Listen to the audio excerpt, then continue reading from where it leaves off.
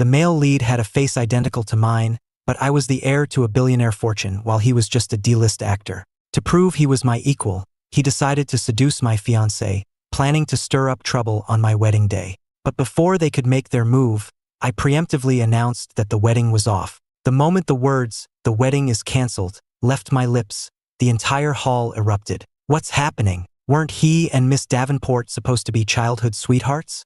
I heard they were deeply in love. The Davenports really lost out on all fronts this time. Amidst the murmurs and jeers, Amelia Davenport stormed onto the stage, her face dark with anger, and snapped, "Ethan, do you have any idea what day this is? Have you lost your mind?" The crowd below gasped in shock. Look at that attitude. No wonder he's dumping her. He's the Vance heir, for God's sake. Does Amelia think she's yelling at one of her maids? Mr. Vance Sr.'s expression turned thunderous. How dare the Davenport girl act so brazenly right in front of him? He could only imagine what she was like in private. Amelia never wanted to marry me. She was only doing it because of the pressure from her grandfather. Yet, when I announced the cancellation, her immediate reaction was to object. Amelia quickly rationalized it to herself. Her first love was Julian Croft. This was just a matter of pride. After all her years of careful planning, how could Ethan just call it off on a whim? Today was the day of the great Vance Davenport merger. With the groom backing out on the wedding day, she knew that by tomorrow, she'd be the laughingstock of all of New York City. A sharp glint appeared in Amelia's eyes. No, this wedding could not be cancelled. Perhaps because she was so used to ordering me around. Even now, Amelia's tone was imperious. Ethan, can you stop this childish tantrum? Today is about our families. Whatever issues you have, we can discuss them after the ceremony is finished. Before I could say a word, Mr. Vance Sr. declared in a voice that carried, "This wedding is over." After he spoke, he patted my back reassuringly, then turned to Amelia, his gaze becoming as sharp as a blade. Amelia was momentarily intimidated by his presence.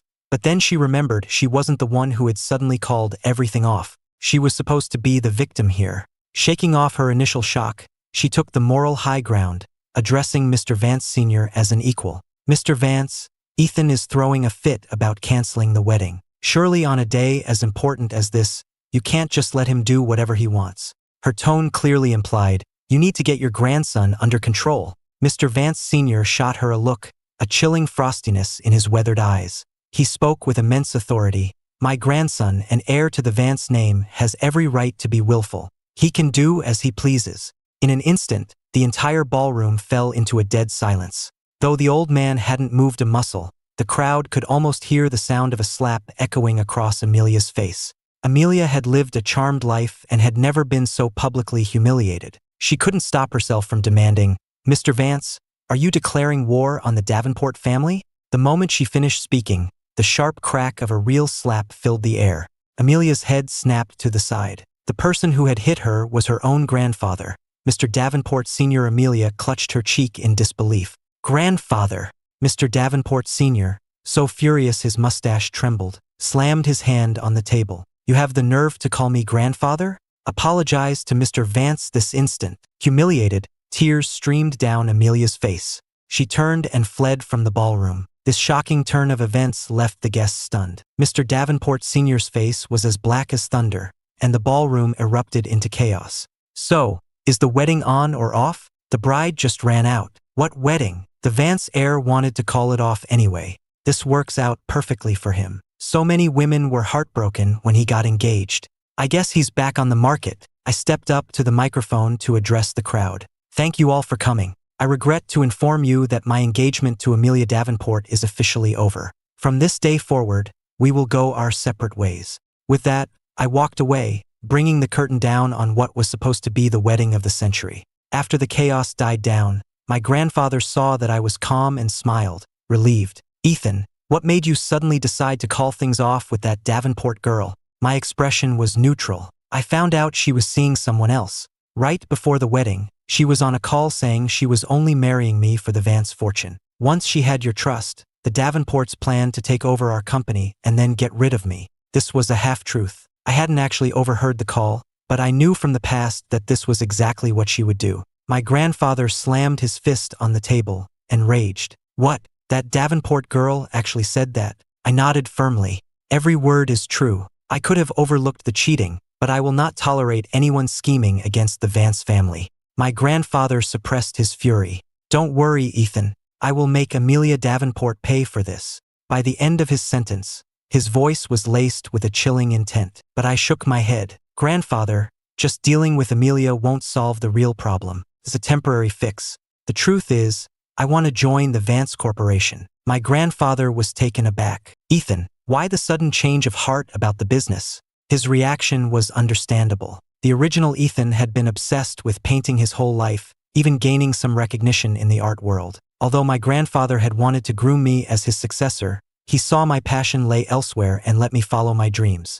Ethan, painting is what you love. All I've ever wanted is for you to do what makes you happy. A warmth spread through my chest. The old man truly gave his all for his grandson, but he couldn't protect me forever. If he could have, the original Ethan wouldn't have met such a tragic end. Grandfather, you won't be around forever. I've made up my mind. I'm going to take over the company. My grandfather nodded, a look of gratification on his face. And the first order of business upon taking over was to deal with my rival, Julian Croft. Elsewhere, Julian Croft suddenly shivered, feeling as if someone was watching him from the shadows. He quickly shook off the feeling of unease. Turning, his eyes lit up with surprise at the woman standing before him. Amelia, what are you doing here? Julian had been in his apartment, drinking away his sorrows, when Amelia suddenly showed up. Their encounter moved from the doorway to the bedroom, lasting until nightfall. Afterwards, Julian asked cautiously, "Isn't today supposed to be your wedding to Ethan? You being here?" Amelia cut him off before he could finish. "Don't talk about him. We called it off." Julian's eyes brightened. "Really? You're not going to marry him?" A flicker of unease crossed Amelia's mind, but she quickly suppressed it with years of resentment. "I'm the one who ended it." After their night together, Julian arrived at Starlight Entertainment the next day, looking refreshed and confident. At Starlight Entertainment, everyone knew Julian had a mysterious and wealthy sponsor. He was only a B-list actor, yet he had a company-provided luxury apartment and a private car. It was a level of treatment that even A-listers envied. A few up-and-coming actors greeted him respectfully. "Morning, Julian." Julian smiled and nodded back. He was in such a good mood today that he didn't even bother with his usual modest act. Amelia had finally promised not to marry that Vance heir. As soon as he stepped out of the elevator, he ran into his agent, Linda. "Morning, Linda." Julian offered a gentle smile. Linda's expression was grave. "Starlight has a new CEO, appointed from the top. There's going to be a major shakeup. I have a meeting on the 33rd floor." Julian stepped aside, unconcerned. With Amelia backing him, it didn't matter who the new CEO was. He was untouchable. Then, Linda gave him a mysterious smile. "By the way, there are a few scripts for leading roles in the break room. You're about to hit the big time." Julian's eyes widened, and he grabbed Linda's arm excitedly.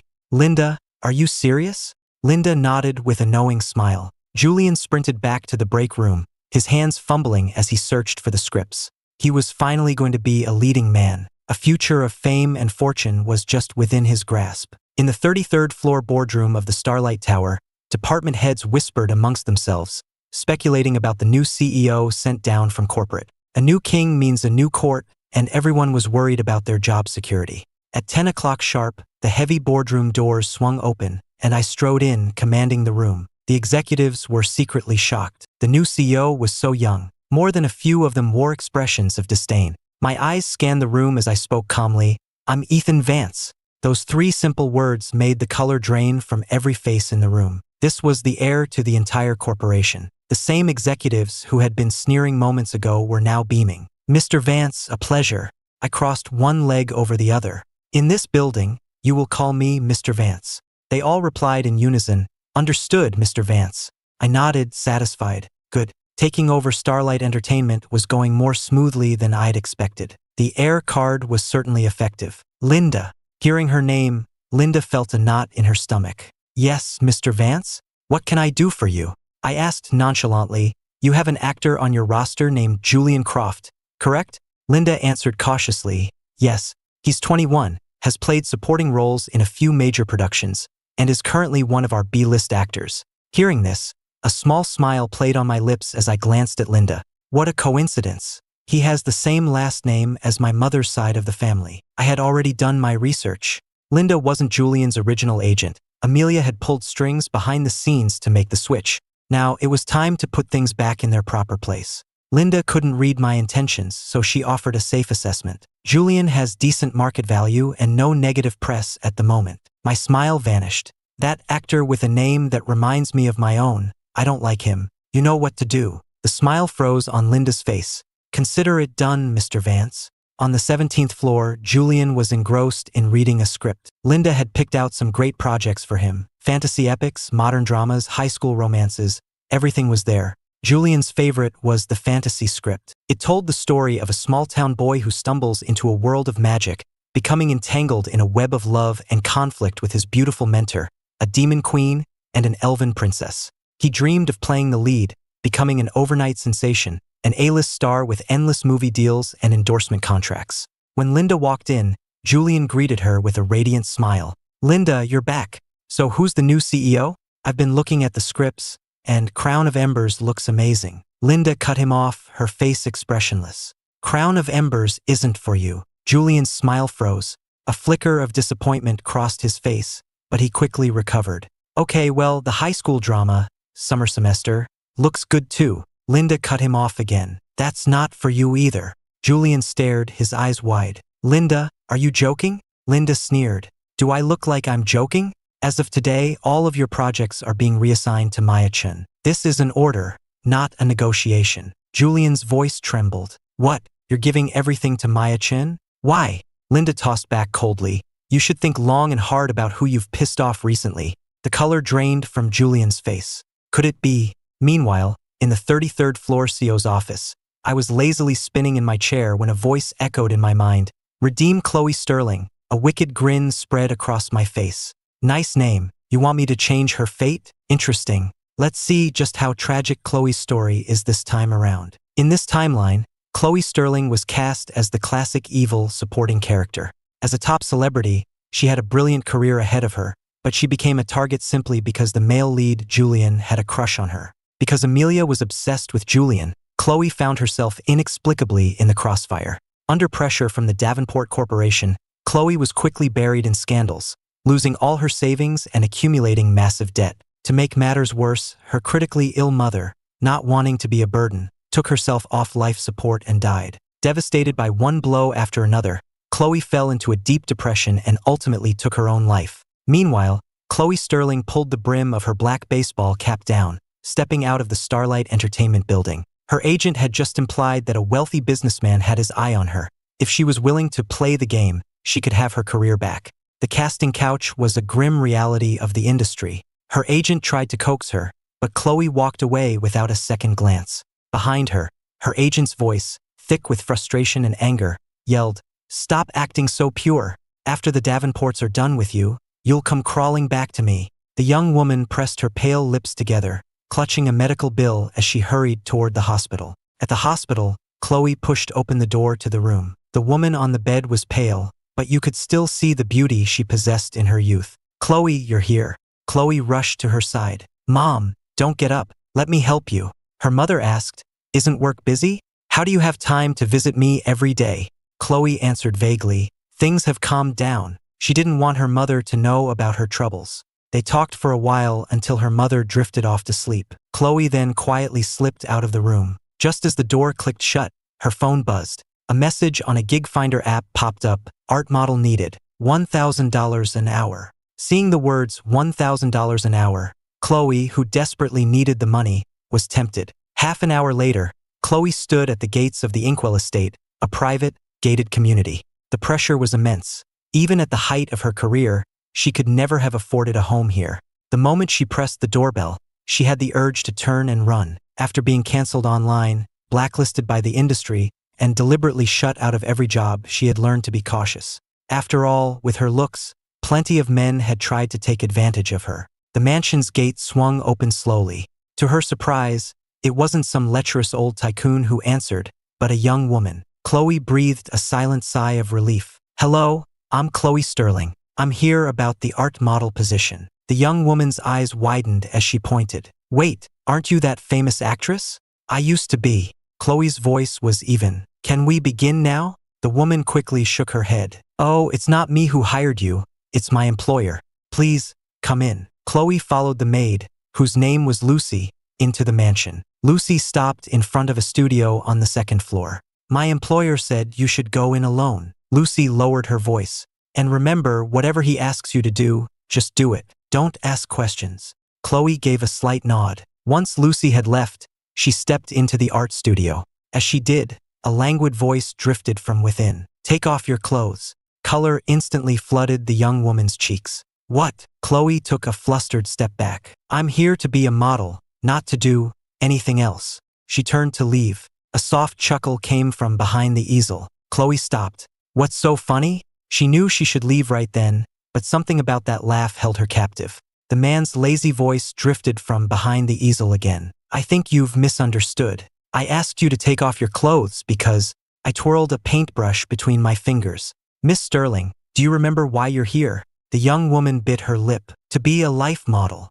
Exactly. I set down my brush, my voice laced with a subtle, teasing quality. And I intend to paint your body. Chloe stood frozen, the tips of her ears turning pink. Her mind screamed at her to leave, but her feet felt like they were nailed to the floor. Another soft laugh came from behind the easel. Good. From now on, we'll do things my way. My voice suddenly became firm. No questions.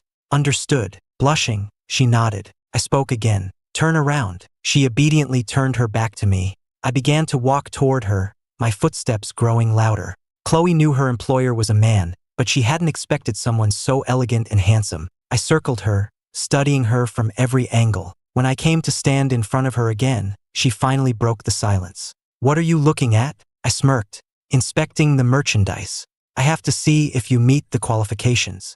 I suddenly stepped closer. Chloe's breath hitched. His face was just inches from hers, making her heart pound and her cheeks burn. I watched her innocent reaction with amusement. This version of the villainess was surprisingly pure. Interesting. You seem a little nervous, Angel. Chloe flinched slightly when she heard him call her that. Since the online hate campaigns and being blacklisted by the studio, it had been a long time since anyone had spoken to her so kindly. I leaned close to her ear, my voice a teasing whisper. Is something wrong, Angel? The tips of Chloe's ears turned crimson. I'm not nervous. It's just a little warm in here. I gently pinched her burning earlobe. But Angel, your ears are bright red. Chloe grabbed my hand. Don't just touch my ears. I grinned. I'm not just touching them. I'm touching them very deliberately. Chloe was speechless. I waved a hand dismissively. All right, I'll stop teasing you. Now, take off your clothes. The air hung still for a few seconds. Chloe knew I only wanted to paint, but the blunt command still made her ears burn. She whispered shyly, could you please turn around first? I raised an eyebrow. Are you shy, Angel? No. Chloe's voice was soft. I'm just not used to someone watching me undress. I chuckled. And you say you're not shy. If you're this flustered just from a few glances, what will you do when I'm painting you? I'll have to stare at you for hours. Maybe I should help you, just so you can get used to it. Chloe quickly refused. That won't be necessary. I burst out laughing. She still couldn't bring herself to be completely undressed in front of a man. I glanced at the clock. It's 2:45 p.m. You said we agreed on $1,000 an hour. I nodded. Correct. But are you planning on letting me paint you just standing there like that? Her expression clearly said, what else would I do? That won't work at all. For a photo shoot, a photographer would ask you to pose, to smile for the camera. You can't expect me to paint you while you're standing there like a statue. Chloe thought for a moment, then looked at me. What's the theme of the painting? I gave her a wicked smile. Temptation and desire. At those words, Chloe's expression froze. Temptation and desire? Even for a former star who had never been camera shy, being asked to embody those two words left her feeling awkward. Her old studio had branded her as a cool, aloof idol, a reserved and untouchable beauty that matched her real personality. Hearing my request, she was completely flustered, even stumbling over her words. Seeing her distress, I waved my hand. Forget it. You don't have to undress or pose. I'll just paint you as you are. With that, I sat back down at my easel, picked up a brush, and began to work on the canvas. My little companion, Fifi, who had been silent until now, finally piped up, her voice hesitant. Master, was it really okay to treat the prime being like that? I immediately corrected her. Not the prime being, just one of her fragments. Fifi fluttered her wings. I suppose that's true, but Master, it's still her. Aren't you afraid she'll make you pay for this later? What's there to be afraid of? I raised an eyebrow. Whether she lets me tease her is a measure of her grace. Whether my teasing works is a measure of my skill. Besides, aren't these powerful beings supposed to be all-forgiving and compassionate? I'm just flirting a little. It's not like I'm committing some unforgivable sin. Master, that just flirting line makes you sound like a total player. While I was having fun teasing a fragment of a cosmic entity, Julian Croft was having a much worse time. Julian's mood was bleak. His agent, Linda, blamed him for offending someone important. All of his projects had been cancelled, and the resources meant for him were now being funneled to a newcomer, Maya Chun. It was clear the studio was planning to promote her and shelve him indefinitely. Although Julian had gotten into acting because he was a fan himself, once he'd tasted the intoxicating feeling of the spotlight and public adoration, who would willingly give that up to become an ordinary person again? Julian certainly wasn't. Being a star was amazing. Fans adored you wherever you went. A single commercial or a TV role could net you millions. Even if he did something completely mundane, a legion of fans would instantly praise him for it. Julian reveled in the feeling of being a star. It fed his vanity like nothing else. Now that Linda was threatening to bench him, Julian, terrified of losing the life he'd built, began to panic. The first person he thought to call for help was Amelia. But how could he, an actor who had built his entire brand on being a tough, self-reliant, scrappy underdog, run to Amelia the second he was in trouble? That would make him no different from some kept boy toy. But Amelia could see the unhappiness written all over his face. She was in love with him, so she didn't mind putting in the effort to cheer him up. She booked a private room at an expensive restaurant, ordered a candlelit dinner, and over a glass of wine, all she had to do was ask, "What's wrong?" before Julian poured out the whole story of how Linda had treated him at the studio. Linda said I offended someone important, that the order to blacklist me came from the very top. But Amelia, you know me, I get along with everyone. Who could I have possibly offended? Being an actor is my dream. Is it all about to be ruined? His words subtly deflected any blame, as if he were hinting at something else. Amelia didn't disappoint him. She understood his implication perfectly and responded at once. Julian, you're so kind and innocent. You couldn't possibly offend anyone. It must have been Ethan. Starlight Entertainment is a Vance company. He must have found out about you, and that's why she almost said called off the wedding, but caught herself just in time. If Julian found out that she had been dumped by the man she loathed most, she would be a laughingstock. Amelia paused, glossing over the details of the wedding day. The memory of me calling things off filled her with a fresh wave of resentment. Julian, don't worry. I will make Ethan answer for this. Julian, of course, believed her. With her promise, his worries vanished. After their romantic dinner, Amelia called the waiter over and handed him a black card to pay the bill. A few moments later, the waiter returned. I'm sorry, miss, but this card has been frozen. Do you have another form of payment? Amelia's face fell. Her card was frozen? She quickly realized it must have been her grandfather's doing. He was punishing her financially for running out on the wedding. She didn't have to guess. Her other cards were surely frozen as well. It was humiliating. She had booked a private dinner at one of the city's most exclusive restaurants, only to be unable to pay the bill. It was the most embarrassing moment of her life, and it had happened right in front of the man she loved. In the end, Julian, ever the gentleman, took out his own card and settled the bill. Julian knew how proud Amelia was. Afraid of upsetting her, he quickly said in a gentle voice, Amelia, this is the first time I've ever gotten to pay for our dinner. Feels really nice. You should let me do it more often, okay? He was smart enough not to ask why her card was frozen, skillfully diffusing the awkwardness of the situation. Sure enough, his words seemed to soothe her, and the color returned to her face. Back at Julian's apartment, Amelia called her grandfather, her first words an accusation. Grandfather, why did you freeze my accounts? Mr. Davenport Sr. let out a cold laugh. After several days of silence, she finally called, but only to demand why he had cut her off. What a wonderful granddaughter she was. He used her full name, his voice slow and deliberate. Amelia, you know exactly why your accounts are frozen. Amelia hesitated, then gripped her phone tighter, her voice rising in anger. I told you I don't love Ethan. You're the one who forced me into this marriage. Her grandfather laughed, a humorless sound. Marrying the Vance heir was a dream for countless women in New York, yet his foolish granddaughter threw it all away for a mere actor. So who do you prefer? That actor? Amelia, don't you forget who you are. Without the Davenport name, you are nothing. I'm giving you 3 days to think this over. Either you go back to Ethan, apologize, and beg him to take you back, or I will seize every asset registered in your name. Financial control was always the patriarch's favorite tool. But Amelia, a spoiled heiress who had never known a day of hardship, replied in a tone colder than his own, "Do whatever you want." Then she hung up. Furious, Mr. Davenport Sr. nearly choked on his rage. He immediately ordered his assistants to begin seizing all of Amelia's assets. And just like that, Amelia became a disowned heiress, cut off from her family and fortune. Far from being put off, Julian was deeply moved. He wrapped his arms around her from behind. "Amelia, I heard everything. You did all of this for me. From now on, please, let me take care of you." Amelia was still seething, feeling cornered by her grandfather, her heart filled with a resentment she couldn't express. If Julian had tried to convince her to go back and apologize, she wouldn't have been grateful. She would have lashed out at him instead. But his words made her feel understood, and in that moment, Julian, who promised to take care of her, seemed incredibly charming. "Julian, I knew I made the right choice with you." And so Amelia, the disowned heiress, moved into Julian's small apartment. For someone used to living in mansions, squeezing into a tiny apartment was a novel, if not entirely pleasant, experience.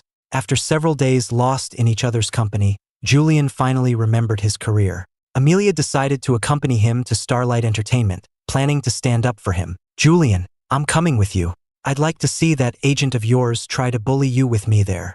The moment they arrived at Starlight, Amelia took Julian's hand, radiating the unmistakable aura of a powerful heiress. She fixed Linda with an icy stare. "So you're the one who's been bullying my Julian, giving his roles to others, and trying to ruin his career?" Linda was shocked and furious. She shot a look at Julian. Amelia's face had been in the business section of the Times. Who didn't know the fiancé of the Vance heir? Linda had always known Julian had a sponsor, but she never imagined it was Amelia Davenport. No wonder Ethan Vance was after him. This idiot Julian was going to get her fired. He'd sleep with anyone. With Amelia by his side, Julian wasn't afraid of Linda. He leaned against Amelia. "Amelia, Linda has actually been very good to me. She's just following orders. Don't blame her." Linda spoke up as well. "Miss Davenport, it's not a matter of bullying. This was an internal company decision." "An internal decision?" Amelia smirked coldly. "Fine. Get your CEO, Mr. Harrison,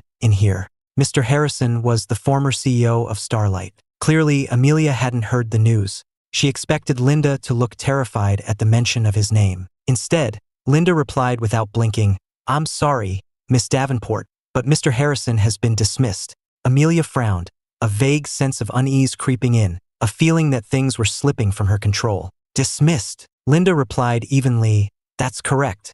The new CEO of Starlight Entertainment is Mr. Vance." Mr. Vance. Amelia never imagined that the Mr. Vance Linda was referring to was me. The original Ethan was a quiet, melancholic artist. It was hard to reconcile the image of Ethan Vance, the heir, with Mr. Vance, the CEO. A glint appeared in Linda's eye. She glanced at Amelia and Julian, wrapped around each other, and a desire for revenge sparked within her. Would Miss Davenport like to meet with Mr. Vance? Amelia was here to defend her lover. She couldn't just leave with nothing to show for it. That would be a loss of face. So what if Starlight had a new CEO? The Davenports and the Vances were family friends. All she had to do was state her name, and this new CEO would have to show her some respect. Amelia lifted her chin, her expression arrogant, and ordered Linda, "Of course I want to see him. You go get this Mr. Vance down here to see me. Now." A strange smile played on Linda's lips.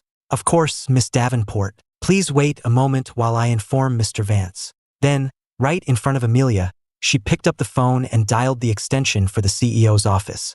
I had known from the moment Amelia and Julian set foot in the building. So, when Linda's call came through, I wasn't surprised. Hearing what Linda said, however, made me laugh. I spoke softly into the receiver.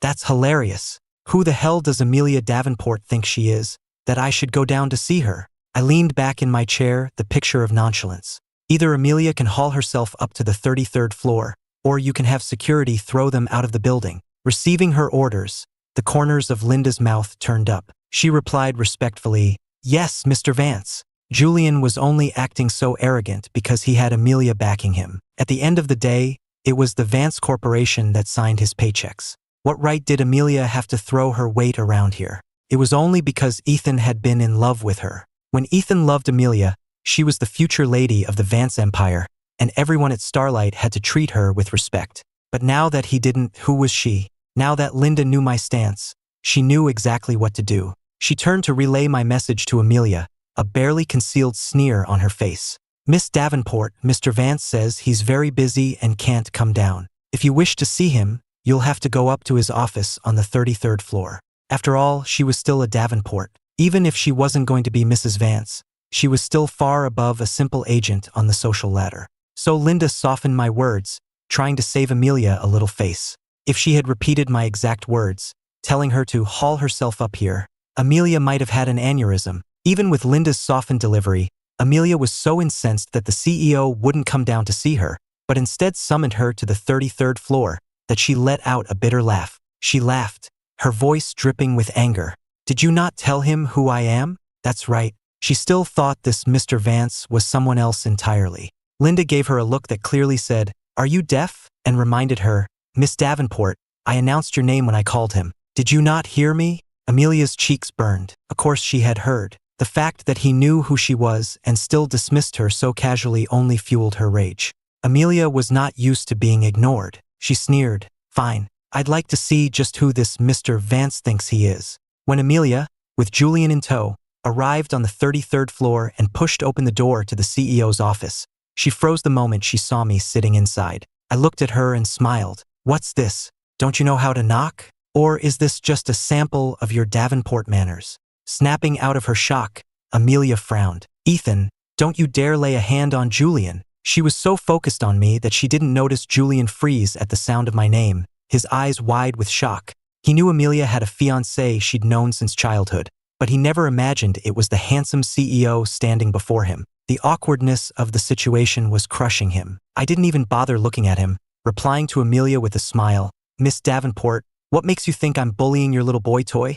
Amelia stared at me, her face a mask of disbelief. The Ethan who had always been so devoted to her was actually speaking to her like this. She was shocked and humiliated. "Ethan, you?" The words caught in her throat, her anger leaving her speechless. I looked at her mockingly. "Me what?" Seeing his chance, Julian stepped in. "Mr. Vance, how can you treat Amelia like that?" Before he could finish his sentence, I shot him a look. "Since when do you have the right to tell me what to do?" Julian swallowed hard, a sudden wave of fear washing over him. But with Amelia beside him, he figured I wouldn't dare to do anything. Besides, he had to look good in front of Amelia. So Julian forced himself to continue.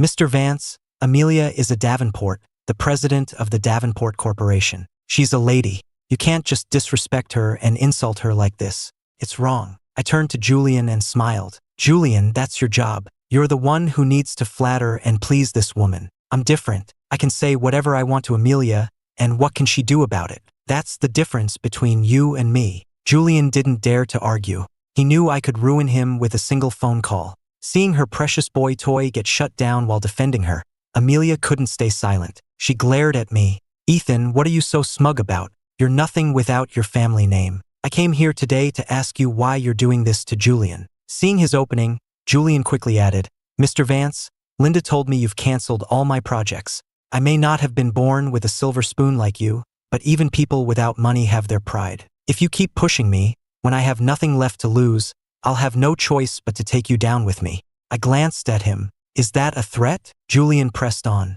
"The Vance family may be powerful in New York, but you don't control everything, do you?" He looked me straight in the eye as he spoke, as if to remind me that he was a celebrity with a large fan base. If I pushed him too far, he would drag me through the mud with him. I let out a contemptuous laugh. "You're wrong. In New York, the Vance family can do whatever it wants. And let me remind you of something. Even though I'm done with Amelia, before today, she was my fiancée. That makes you nothing more than her boy toy. What do you think your precious fans would do if they found out their idol was a kept man?" At my words, Julian's pupils contracted. Seeing his reaction, Amelia jumped to his defense. "Ethan, that's enough. I never loved you, and I never considered you my fiancé. You have no right to call him a homewrecker." She was protecting him. In the past, words like that would have crushed the old Ethan. A part of her still believed they would. I smiled. "What a coincidence. I don't want to acknowledge it either.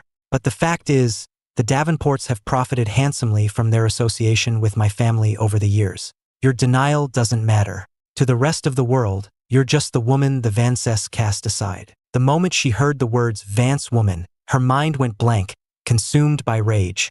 Seeing her reaction, I smirked and continued, I am the CEO of this company, and Julian Croft is one of my employees. You know better than anyone how he got his start in this industry. I have no idea where you get the audacity to come in here and make demands. I'm a very busy man. If that's all, you can get out. With that, I pressed the intercom and had my secretary show the two unwelcome guests out. What could they do? They had no choice but to leave. Julian looked lost and dejected. Amelia, I have a 10-year contract with Starlight. Ethan holds my entire career in his hands. He's doing this because he hates me for being with you. What am I going to do? His words gave Amelia pause. Was it really love turned to hate? A sudden realization dawned on her, and with it, a strange sense of confidence. There can be no hate without love. Ethan must still be in love with her. She knew it. How could someone's feelings change so fast? This thought renewed her confidence. She took Julian's hand. Julian, don't worry. I'll handle this. The Fiancée may be powerful, but the Davenports are not to be underestimated. We'll just break your contract. I'll pay the termination fee. The Davenport Corporation has its own media division. It's not as big as Starlight, but if you sign with us, I'll make sure you're treated well. Besides, Ethan is just acting out because he's a spoiled brat. I doubt his grandfather even knows what he's doing. If Mr. Vance Sr. knew, he would never let Ethan get away with this. With that, she immediately called my grandfather.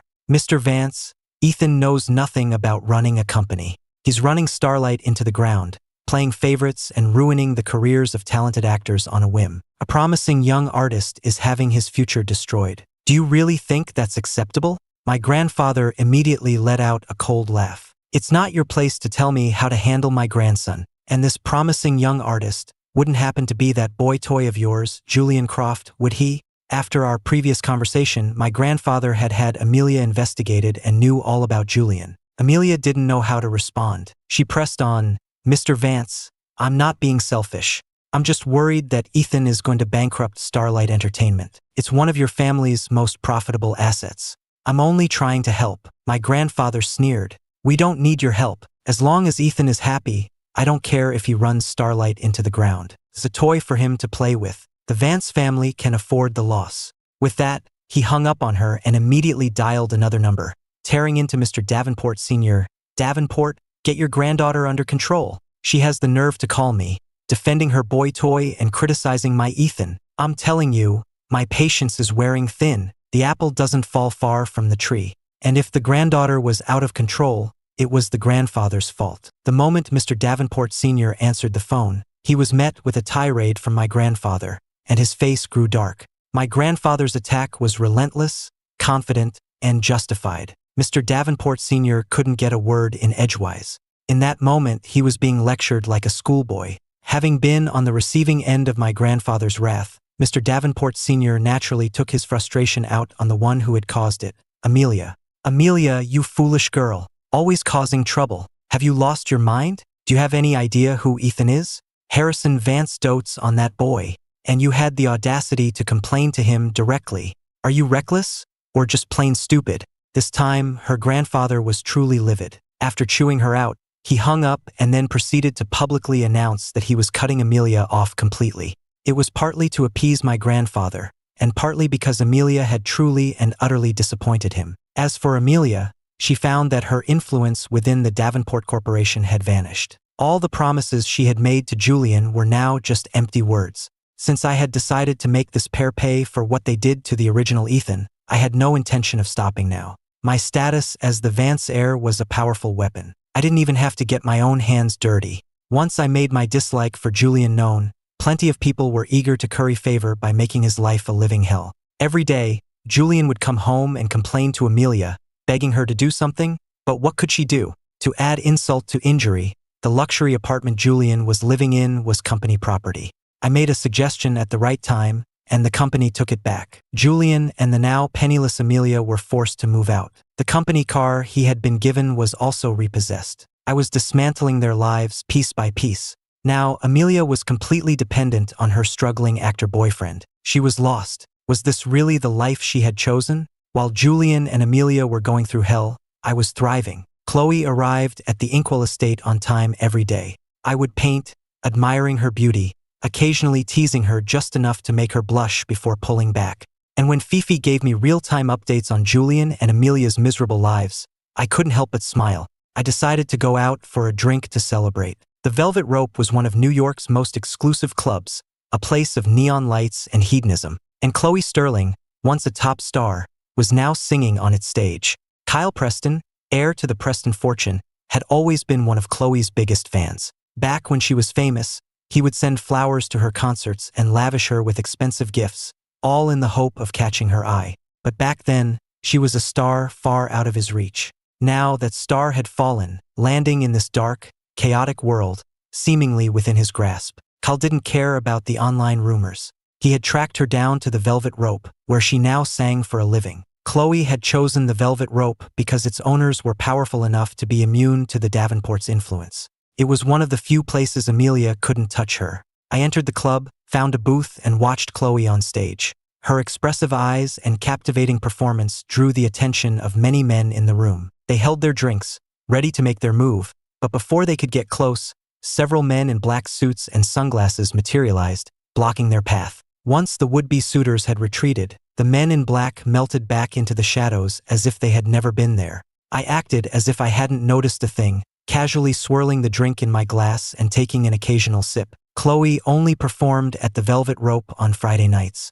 When her set was over, she left the stage. As soon as she stepped off, she was approached by Kyle Preston's men and escorted to his table. "So, have you thought about my offer to be my girlfriend?" Kyle had asked her out more than once, but Chloe had always turned him down. But Kyle Preston was not used to being told no. After being rejected so many times, his patience was wearing thin. Before, when she was a star, he had been just another fan chasing her light. Back then, her aloofness had seemed elegant and refined. But now she was a fallen star. The fact that he was still interested in her, that he was still willing to make her his girlfriend, should have been a gift. Her lack of gratitude infuriated him. The last time they had spoken, he had left her with a thinly veiled threat, telling her to think carefully about his offer. In the original story, it was this rejection that sent Kyle over the edge. In a rage, he stormed into the hospital where Chloe's mother was staying and said horrible, cruel things to her.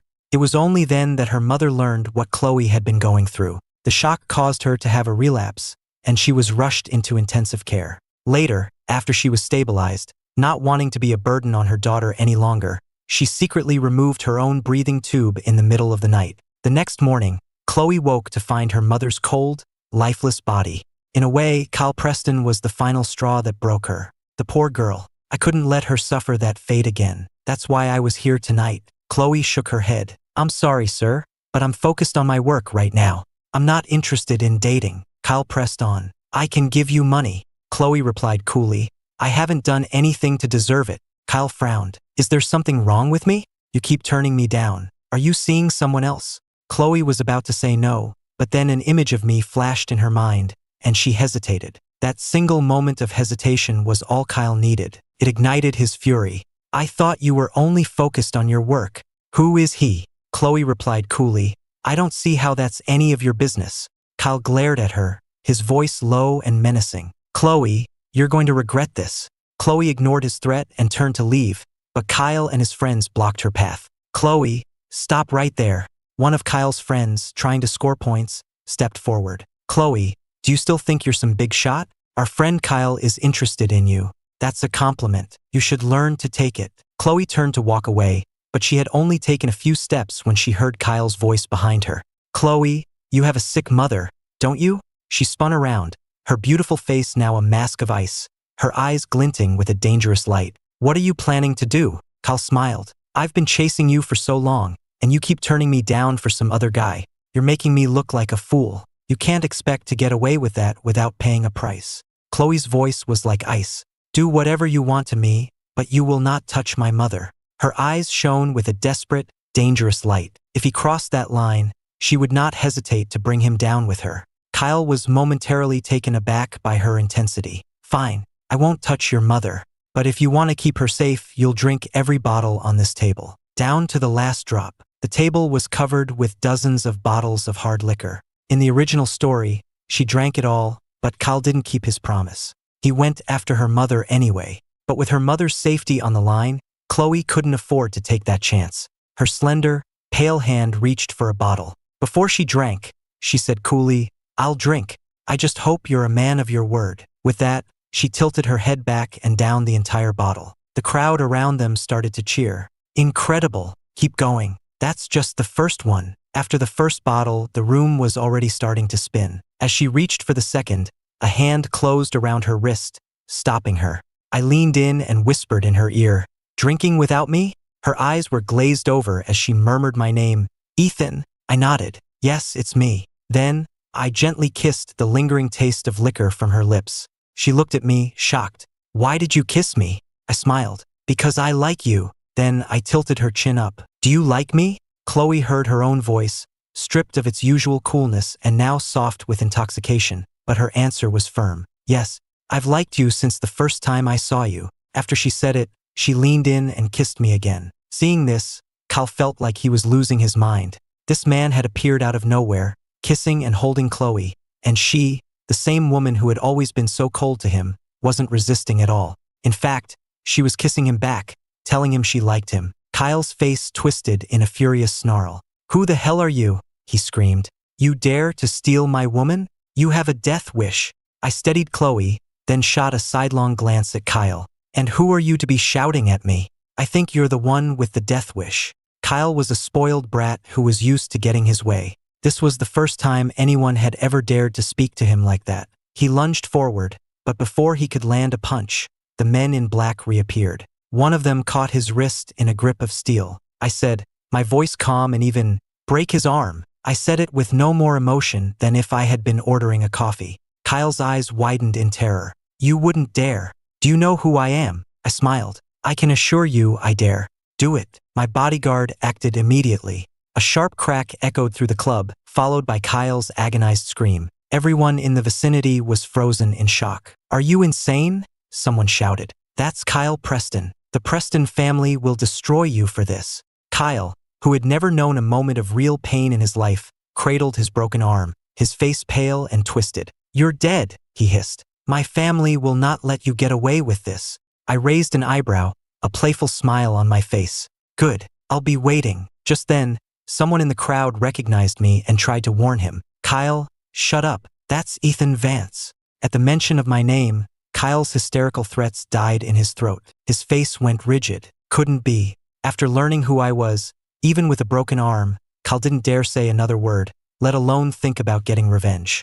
I successfully escorted the intoxicated Chloe out of the velvet rope and back to the Inkwell estate. The next morning, Chloe woke up in a strange, luxurious bedroom. Just then, I walked in. Chloe spoke first. "Mr. Vance, did you bring me back from the club last night?" I nodded with a smile. "I did. You don't remember any of it, do you?" Chloe's eyelashes fluttered as she stammered. I was drunk." I looked at her. "Then let me refresh your memory. You said you didn't like anyone else, that you liked me the most. You wouldn't let me leave. We even slept in the same bed. Look what you did." With that, I pulled down the collar of my shirt, revealing a bright red bite mark on my collarbone. Chloe's face flushed with embarrassment. She looked away. I'm sorry." I smiled and gently turned her face back toward me. "You're cute when you blush. Don't go back to that club again, okay?" Chloe gave a bitter smile. She didn't want to go back there, but her mother's medical bills were piling up. Chloe bit her lip. "But," I cut her off. "Are you worried about your mother's medical bills? That's an easy fix. All you have to do is get back into acting. You'll make more than enough money, and your mother won't have to know what you've been going through." A flicker of something crossed Chloe's eyes. She shook her head. "I'm blacklisted by Starlight. I can't sign with another studio. The penalty for breaking my contract is astronomical." In reality, at the height of her fame, any number of studios would have been willing to pay the fee to sign her. But she had made an enemy of Amelia Davenport. Their cash cow had become a liability, and no one was willing to touch her. A smile played on my lips. "Who said anything about another studio? Stay at Starlight. Maybe the company will decide to promote you again." Hearing this, Chloe looked down. "That's impossible. The person who had me blacklisted was Amelia Davenport." Chloe knew a little of the story, though she still had no idea how she had gotten on Amelia's bad side. She had heard that Amelia was practically a Vance. Since Starlight was a Vance company, how could they possibly go against her wishes? I cut her off before she could finish. Amelia is not a Vance. In fact, she's been cast out by the Davenports. She's no longer president of their company. She can barely take care of herself right now, let alone cause any more trouble for you. Chloe didn't ask how I knew this. She knew I wasn't just some ordinary person. She looked at me, her gaze steady. Do you really want me to go back to acting? I nodded. Of course. You're at your most brilliant when you're on stage. Then I kissed her again. A faint blush crept up her cheeks. If this is what you want, what you'd like to see, then what's stopping me from stepping back into the spotlight? Some people choose to step out of the darkness and back into the light, while others fall from grace and are left to struggle in the mud. Amelia learned from her mother that her grandfather had not only cut her off financially, but was also planning to formally disown her. This news sent her mother into a panic. Amelia, if you keep fighting with your grandfather, if you don't come home, there will be no place for us in this family. Amelia, please, come home and beg him for forgiveness. I'm begging you. Her mother's plea was desperate and sincere. Amelia was tired of this life of poverty and humiliation. It wasn't that she didn't want to go back. She just couldn't bear the thought of having to grovel before me. She knew her grandfather would force her to go to the Vance estate and beg for my forgiveness, and that was something she could not bring herself to do. When you've taken someone's affection for granted for so long, you start to believe they're not even worthy of loving you. With this in mind, she turned to Julian. Julian, my mother wants me to go back home and reclaim what's mine. But how can I leave you?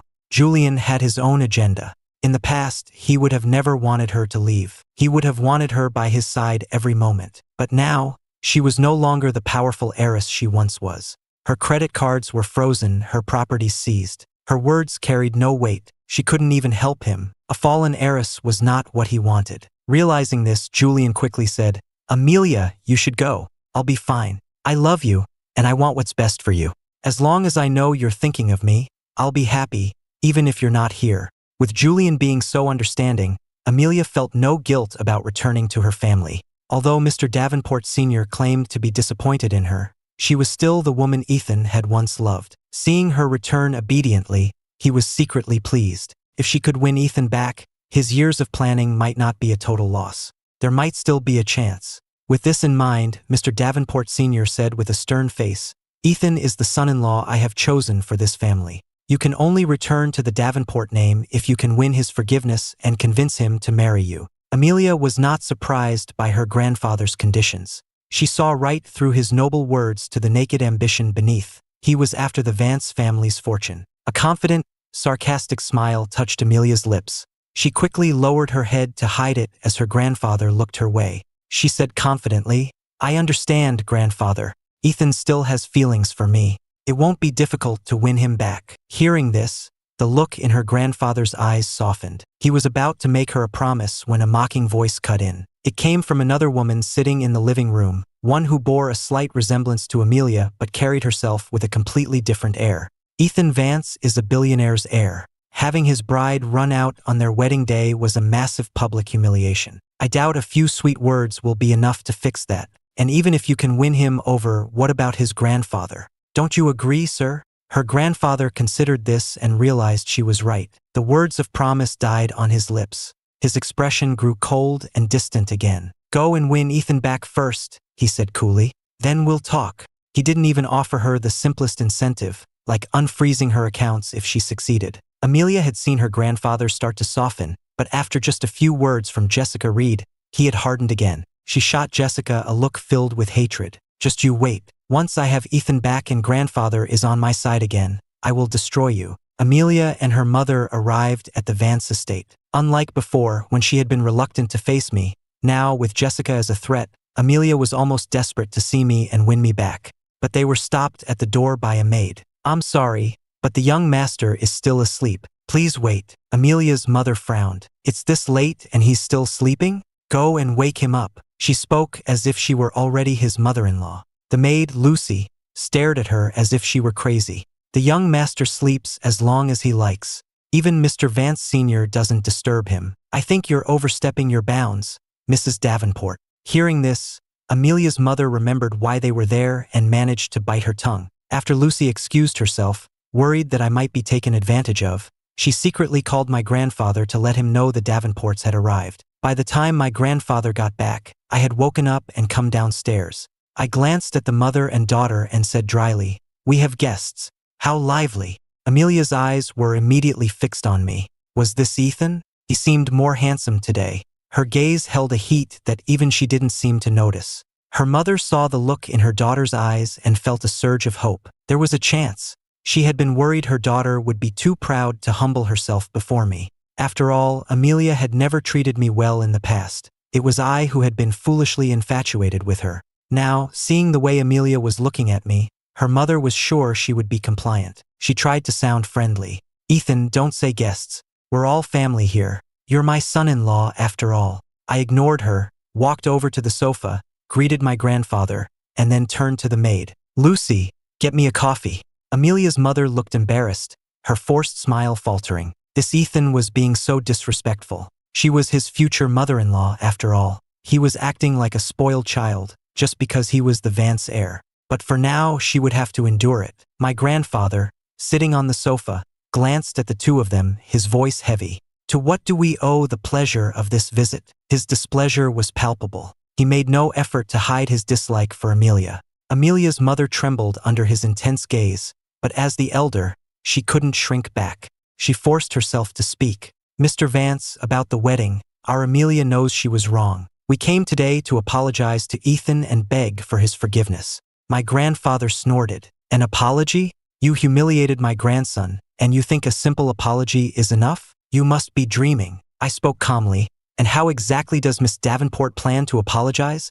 Amelia clenched her fists, lowered her head, and forced the words out through gritted teeth. "I'm sorry, Ethan. I shouldn't have." Before she could finish, I let out a derisive laugh, as if she'd told a joke. "So that's your apology, Miss Davenport?" My face was a mask of nonchalance, tinged with open mockery. Hearing this, Amelia's mother knew things were going badly. She quickly jumped in to smooth things over. "Ethan, please don't be angry. Amelia is truly sorry. She's just not very good with words. Tell us what you want. She would move heaven and earth for you." She was making a bold promise. I smiled. "Mrs. Davenport, as a woman of your standing, surely you've heard of the concept of penance?" Her mother's face froze. Seeing her hesitation, I pressed on. "Didn't you just say she was here to sincerely apologize? It doesn't seem that way now. Were those just empty words?" Her mother's face was rigid. She forced an awkward laugh. "Of course not. You've misunderstood, Ethan. It's just, for penance, we don't exactly have a bed of nails lying around." I tilted my head, and my next words made Amelia look like she wanted to kill me. "Then let's simplify things. Forget the bed of nails. She can kneel and apologize." Her mother, protective of her daughter, instinctively shot back. "How could you ask for such a thing?" I glanced at her. "Am I, the heir to the Vance fortune, not worthy of such an apology?" My grandfather, who always indulged me, spoke up. "My grandson is worthy of anything. If you're not willing to do this, then you're clearly not sincere. Lucy, show them out." Amelia knew that if she left now, she would never be allowed back in this house. Gritting her teeth, she dropped to her knees before me. "Ethan, I was wrong. Please forgive me." She spoke through the humiliation, then looked up, her eyes burning with a crimson rage. "There. Are you satisfied?" I met her furious gaze with a small smile. Miss Davenport herself on her knees. "That is quite sincere." My grandfather frowned at my words but said nothing. Her mother, seeing an opening, immediately pressed her advantage. "Of course, Ethan. Amelia is truly sorry. So, about the wedding," I waved a dismissive hand. "It's off, of course." Her mother stared in shock. "What? Off?" The frown on my grandfather's face eased slightly. To be honest, he had been worried I might go soft on her. He knew how the old Ethan had felt about her. Thankfully, I hadn't lost my head. I hadn't disappointed him. My grandfather wasn't disappointed, but Amelia and her mother certainly were. Her mother said hurriedly, "No, Ethan, how can you do this? Amelia knelt and apologized to you. How can you just—" I cut her off. "Mrs. Davenport, on that day your daughter, the bride, ran out of her own wedding. While it didn't exactly make me the laughingstock of New York, it was a grave insult to my family's name. Don't you think a little kneeling is warranted?" Hearing this, her mother forced a stiff smile. "It is. It's just that you and Amelia have known each other for so long." I cut her off again. "Mrs. Davenport, whatever feelings there were, they died on that day." Her mother was left completely speechless. Amelia, still kneeling, looked up, her eyes dark with humiliation. "Ethan," she said, her voice cold, "you were the one who called it off first, trying to shift the blame to me? Not a chance." I set down my coffee cup, because right before the wedding, I discovered my fiancé was cheating on me with a boy toy. I think calling things off under those circumstances is pretty understandable, don't you? Hearing this, Amelia pressed on. Are you really so cruel? Are you just going to throw away all our years together? Ethan, I promise you, it will never happen again. Her words made me sick. It wouldn't happen again, because in the original timeline, after she got what she wanted, she had the original Ethan locked away in a mental hospital and married Julian. No chance to cheat then. Thinking of this, I just said, "Oh," she continued, "Ethan, believe me, if you'll just take me back, I'll make you happy." I found that ironic. I smiled, slow and deliberate. "But what's to be done, Amelia? I just don't think I believe you anymore." Amelia asked, "Ethan, what will it take for you to trust me again? How about this? This time you can pursue me. If I want something to eat, you'll go get it no matter how far. You'll be at my beck and call 24/7. When I say jump, you'll ask how high. That kind of pursuit." Amelia listened, a vague sense of unease settling in. This was a pursuit? It sounded more like being my personal assistant. I tilted my chin up, my tone that of a spoiled heir. "What, you're not willing?" Amelia was trapped. Logically, my demands weren't entirely unreasonable. Our first wedding had been a public disaster. For a second attempt to work, one of us would have to be the one to give in. And given our respective situations, that person would have to be her. Even her grandfather would have forced her to agree. My motives seemed clear enough. I wanted her to pursue me, to show all of New York how devoted she was to me.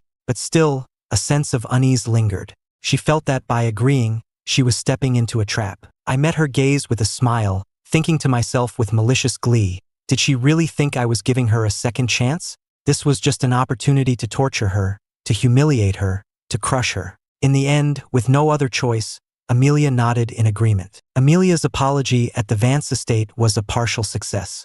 Her grandfather was thrilled. He immediately unfroze her accounts and returned her cars and properties for her to use as she saw fit. Her grandfather said happily, "Amelia, the fact that Ethan is giving you this chance means he still has feelings for you. But he's still a Vance. He can't just let this go without some show of remorse. Even if he wanted to, his grandfather wouldn't allow it. So this time you have to give it your all. Do you understand?" Amelia nodded. "I understand." And so, Amelia began her earnest pursuit of me. When I left work, Amelia was waiting for me outside the Starlight building. As soon as I stepped out of the building, she approached me. "Ethan, I'm here to take you home." I glanced at the bouquet of roses in her arms with disdain. "What are these?" Seeing my displeased expression, Amelia frowned. "They're roses."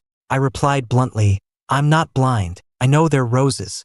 I'm asking why you're giving them to me. Are you trying to kill me?" Amelia, who had gone out of her way to buy the flowers, was annoyed by my lack of appreciation but managed to hold her tongue. But my last question caught her off guard. She frowned. "Ethan, what are you talking about? Why would I want to harm you?" I shot her a look. "You don't know I'm allergic to roses? You bring me a bouquet of roses, and you're not trying to kill me?" The allergy was a lie, of course. Who would want flowers from a woman like her? I found the gesture tainted. Amelia genuinely didn't know. "Ethan, you've misunderstood. I had no idea you were allergic. You don't even know I have allergies, and you have the nerve to talk about love and happiness?" My eyes were filled with contempt for her. Amelia wanted to scream, but she knew she couldn't afford to anger me. She forced a smile. "Ethan, I'm sorry. I didn't know. From now on, I'll pay more attention. I'll put you first. Please don't be angry. If you don't like the roses, I'll throw them away." Just then, I stopped her. "Wait, I may be allergic, but it would be a shame to waste them. Why don't you give them to Julian? A little recycling." The word recycling made the smile vanish from her face. Julian was the man she loved. For me to reject her flowers and tell her to give them to him, calling it recycling, was a naked insult. Amelia suppressed her rage. "Ethan, that's in the past. I have no feelings for him now. You're the Vance heir. You don't need to stoop to his level. Besides, he's not even here." I sneered and gestured casually in a certain direction. "Look again. Isn't that him right there?" Amelia's heart sank. She looked where I was pointing and saw Julian standing near the entrance to the building. He had clearly heard every word she'd said, and his face was a mask of hurt and disbelief. She couldn't help but call out his name. "Julian." She wanted to tell him it wasn't what it sounded like, that she was just lying to placate me. Even when she had been at her lowest, living with him, they had had their share of arguments. He had never openly fought with her, but she had grown tired of his constant complaining and had often wondered if it was all worth it. But after leaving him, distance had made the heart grow fonder. and she had convinced herself that he was the one she truly loved. Now, seeing him so hurt by her words, she wanted nothing more than to run to him and tell him it wasn't true. But she couldn't. She gave him a long, meaningful look, hoping he would understand. Heartbroken, Julian turned and walked away. I called out his name. "Julian." He turned back. "Mr. Vance? What do you want?" "Here," I said, gesturing to the flowers. "I'm allergic. It's a waste to throw them out. You take them." I looked at the roses in Amelia's hand with open disgust, as if they were a piece of trash I couldn't bear to look at.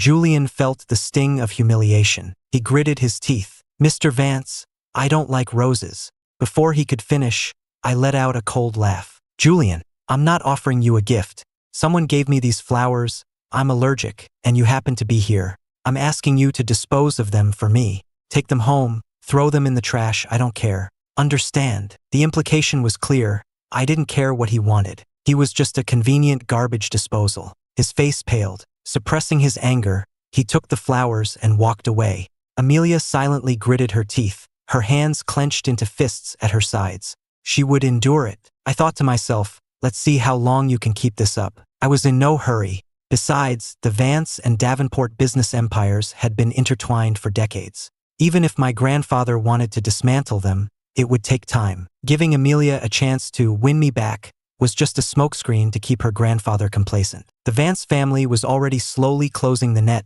waiting for the right moment to strike. And of course, we had an inside woman, Jessica Reed. Jessica was the illegitimate daughter of the Davenport patriarch. She hated the family, and her true goal was to bring the entire Davenport empire crashing down. When she secretly approached me to propose an alliance, she laid bare her painful past to prove her sincerity. It turned out her mother had been assaulted by Amelia's father and had become pregnant with Jessica as a result. Mr. Davenport Sr. had paid her mother off to keep her quiet, while Amelia's father, the perpetrator, had gone on with his life, not even bothering to remember her mother's name. Jessica grew up with the stigma of being an illegitimate child. Her mother died of depression when she was young, and she was raised by her grandparents. She worked hard, made a name for herself in the world of finance, and eventually caught the eye of Mr. Davenport Sr., who decided to officially acknowledge her. But his acknowledgement was not a negotiation. He offered her grandparents a sum of money to sever their ties with her and forced her to take the Davenport name. This was the final straw. From that moment on, she was determined to bring the Davenports down. On her own, fulfilling that wish would have taken her years. So she approached me, proposing an alliance with the Vances to bring down the Davenports from the inside out. Having an ally on the inside was the perfect opportunity. I had no reason to refuse.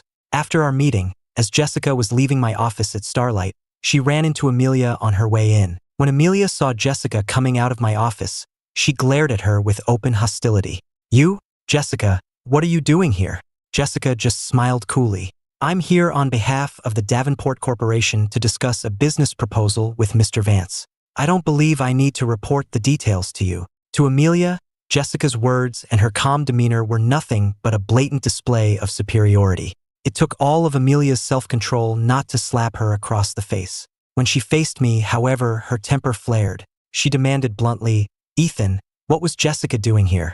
Is there something going on between you two?" She might as well have asked if I was sleeping with her. I wasn't angry. I just scoffed. "Amelia, in what capacity are you questioning me? As my fiancée? My wife? I don't think so. Right now, you're just one of many women trying to get my attention. I'm being generous by even letting you hang around. You have no right to meddle in my affairs." Understood. The humiliation was total. The old Amelia, the one I used to spoil, would have stormed out and slammed the door. But now, perhaps she had grown accustomed to my cruelty. She just gritted her teeth and forced out the word, "Understood." I treated Amelia with the cold ruthlessness of an autumn wind, tormenting her whenever the mood struck. But with my sweet Chloe, it was a different story. I was warmer than a spring breeze. I assigned Chloe a new agent and gave a direct order: make her a star again. My subordinates, seeing which way the wind was blowing, immediately drew up a comprehensive plan to restore her reputation and relaunch her career. Chloe was a natural star, a stunning beauty with undeniable talent. Once the slander and false rumors were cleared away, it was easy for her to re-emerge with a fresh image and win back the hearts of the public. Through it all, Chloe remained surprisingly calm. After hitting rock bottom and spending so long in the dark, even a return to the spotlight couldn't elicit the same thrill it once had. From a blacklisted outcast to Starlight's leading lady, Chloe's status at the studio soared. Other actors at the studio now greeted her with a respectful Ms. Sterling, including Julian Croft. With no one backing him anymore, Julian was barely scraping by with bit parts and minor gigs. Chloe's return to the limelight felt like a return to the old days, when he was just a newcomer and she was the biggest star in the industry.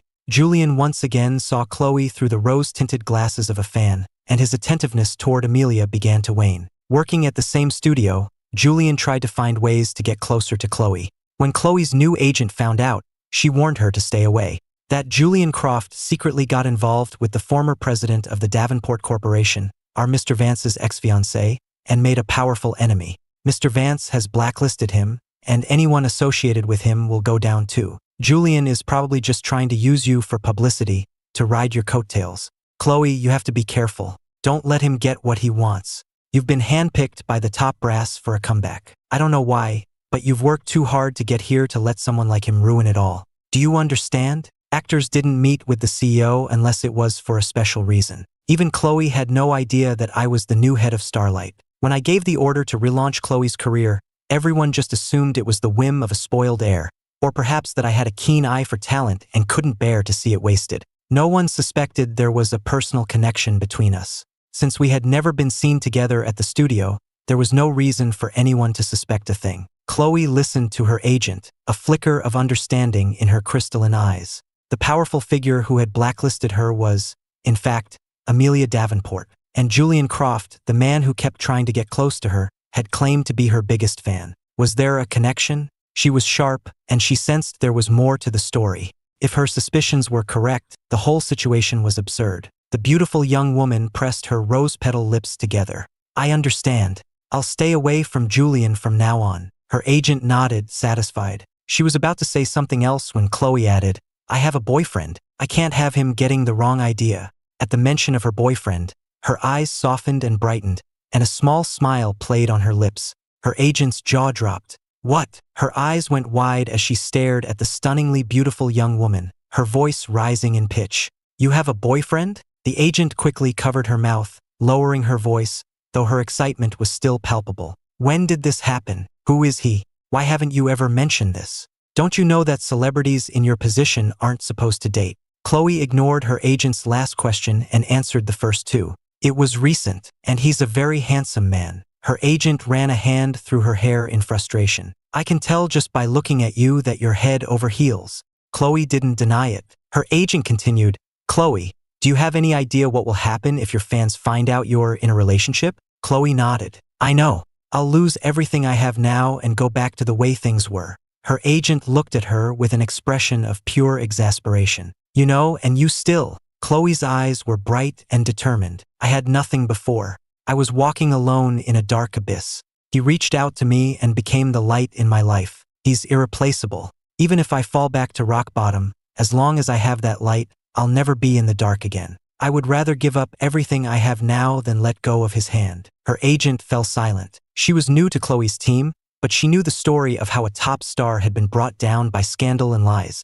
She knew about the previous agents who had tried to exploit her, and the fans who had promised to stand by her forever, only to abandon her and join the chorus of haters. Even without having lived it, she could imagine the darkness and despair of that time. If a man had appeared then, cutting through the darkness and offering a ray of light, anyone in her position would have held on and never let go. It was light. It was salvation. The agent wasn't heartless. She didn't force the issue. Instead, she said quietly, then you have to protect him. Dating is hard enough in your position. If he's not in the industry, he could get hurt. The fans can be brutal. Chloe pressed her lips together and nodded. Her agent continued, Starlight is investing in you again because they see your market value. A boyfriend isn't the end of the world. I know the contract says no dating for 5 years, but nobody really follows that rule. Still, as your agent, you need to tell me who he is.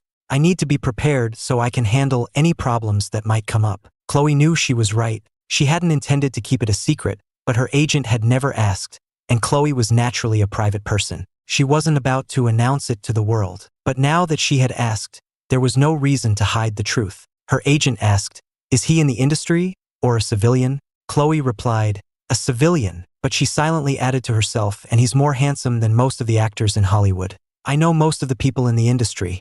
A civilian, huh? What's his name? You should bring him by sometime so I can meet him. Chloe's expression immediately turned guarded, as if her agent were trying to steal something precious from her. Why? Her agent was both amused and exasperated. All right, relax. I'm not going to steal him from you. I just need to give him a heads up. He's not in the business, he doesn't know the rules. What if he starts telling people he's your boyfriend? If he says the wrong thing, I'm the one who has to clean up the mess. It's better to warn him beforehand. You make him sound like some kind of troublemaker. Chloe said defensively, Ethan isn't like that. I know you're protective of him, but her agent suddenly caught the name Chloe had used. What did you say? Ethan? Her agent thought of the new CEO of Starlight, the heir to the Vance fortune. Wasn't his name Ethan Vance? Couldn't be a coincidence, could it? But the order to blacklist Chloe had come from Amelia Davenport. Who else but the Vance heir would have the power to defy that order and bring her back? Her agent swallowed hard, shocked by her own suspicion. It seemed impossible, but she had to ask. Chloe, what's your boyfriend's full name? Ethan Vance. Chloe said softly.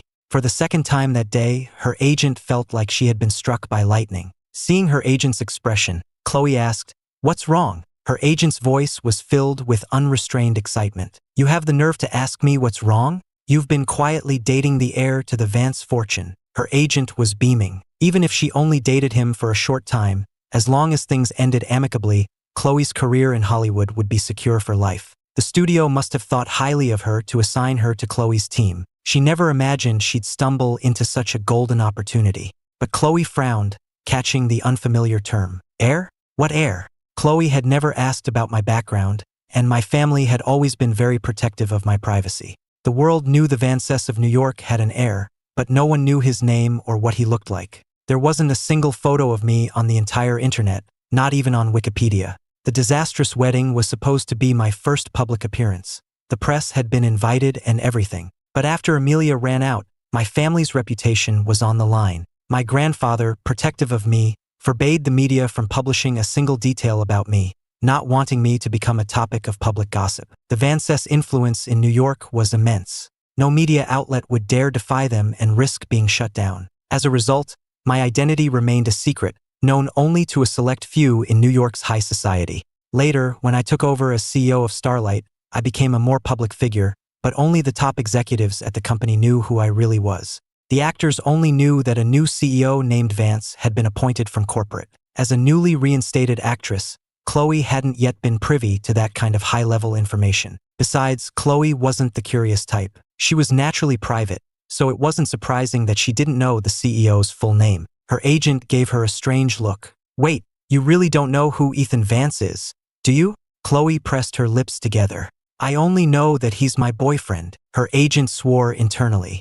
It seemed her client genuinely had no idea her boyfriend was the Vance heir. She never would have guessed the heir had such unique tastes. Was this some kind of role-playing game for him? Pretending to be a normal guy to date a celebrity? Her agent's eye twitched. She decided to enlighten her client. Ethan Vance, heir to the New York Vance fortune, grandson of the billionaire Harrison Vance, and the new CEO of Starlight Entertainment. Chloe, do you understand who he is now? Do you realize you've hit the jackpot? With him in your corner, you'll be the biggest star in Hollywood. Chloe's expression remained calm, but inside, a storm was brewing. So Ethan was the Vance heir? Did that mean her blacklisting had been lifted, that Starlight was promoting her again, all because of him? Chloe pressed her lips together tightly. A single thought consumed her. I have to see him, right now. The CEO's office was on the 33rd floor, a restricted area for most actors, even a star of Chloe's caliber. But Chloe insisted, so her agent had no choice but to take her up. As they stepped into the elevator, they found Amelia Davenport already inside, also on her way to the 33rd floor. Chloe's mind was completely preoccupied. She didn't even spare Amelia a glance. Amelia, however, recognized Chloe. She had always been jealous of Chloe, because Julian had been such a huge fan. The two of them had never even met in person. You? Amelia sized her up, and even through her critical, prideful gaze, she had to admit that the young woman was stunning, with the unmistakable aura of a star. Amelia frowned. Didn't I have her blacklisted? How is it that she still looks like a star, completely untouched by it all? Chloe's mind was racing. She didn't even register Amelia's comment. Being ignored by Chloe, Amelia's anger flared. How dare she ignore her? It was the agent who stepped in to break the tension. "Miss Davenport, what a pleasure. Do you know our Chloe?" Amelia, still fuming, sneered, "Just some actress. Who would want to know her? Just you wait. I'll have her blacklisted again by the end of the day." The agent forced an awkward smile, but inwardly, she scoffed. What's she got to be so arrogant about? What's she so proud of? The man you're desperately trying to win back is my client's boyfriend. Ha! The exchange between her agent and Amelia finally brought Chloe back to the present. Hearing her agent call the woman Miss Davenport, she realized this must be Ethan's ex-fiancée. Chloe's gaze shifted, and she sized Amelia up. After concluding that she was both prettier and had a better figure, she felt a sense of relief. When they reached the 33rd floor, Amelia strode out of the elevator first, with Chloe and her agent following calmly behind. Her agent lowered her voice. "Don't worry. Even if she and Ethan get married someday, he was still your boyfriend once. He won't let her hurt you again." Hearing this, Chloe frowned. "Married? Why would they get married? Are you kidding? The Davenports and the Fiancées are two of the most powerful families in New York. They grew up together. Of course they're going to get married." Her agent glanced at her. "You don't actually think you're going to marry the heir, do you?" Chloe said nothing. Her agent patted her shoulder and said, her voice full of sincere advice, "Chloe, be realistic. You and he are from different worlds. Dating is one thing, but marriage is another. People like him marry people from their own circle. I hear Miss Davenport is trying to win him back. They've known each other their whole lives. They could get back together any day. You should just enjoy this for what it is and not get too serious." Chloe, who had been silent until now, slowly lifted her head, her crystalline eyes dark with an unfamiliar intensity as she looked at her agent. "And what if I insist?" As she spoke, a hint of obsession flickered in her eyes. The cool, composed woman was finally showing a possessive streak. Her agent's eyes widened in alarm. "Chloe, what are you planning to do? Don't do anything rash." Leaving her agent's frantic cries behind, she strode to the door of the CEO's office and pushed it open. Amelia, who had been speaking to me, turned as the door opened. Seeing Chloe, she frowned in annoyance. "What are you doing in here? Don't you know how to knock? This is not a place for actors." Amelia spoke as if she owned the place, ordering Chloe to leave. When I saw Chloe suddenly appear on the 33rd floor, a flicker of surprise crossed my face, but I quickly suppressed it. I knew she must have found out who I really was. I had never tried to hide it, so I had nothing to feel guilty about. Amelia spoke, but I remained silent, wanting to see how Chloe would react. Chloe replied to Amelia, her voice cool and even. "If this isn't a place for an actor, is it a place for you to come and go as you please, Miss Davenport?" She looked directly at Amelia, her gaze cool and detached, but the words that followed were a clear and deliberate challenge. "As I understand it, you no longer hold a position at your family's company, so you can't be here on business. As for personal matters, your engagement to Mr. Vance was terminated long ago, because you were cheating on him with another actor. So I see no reason for you to be here, shamelessly harassing him. Don't you agree, Miss Davenport?" Chloe's words were delivered in a calm, measured tone, but each one was a precision strike, hitting Amelia exactly where it hurt most. I rested my chin in my hand, watching with amusement. This sharp, confrontational side of her was a far cry from her usual cool composure.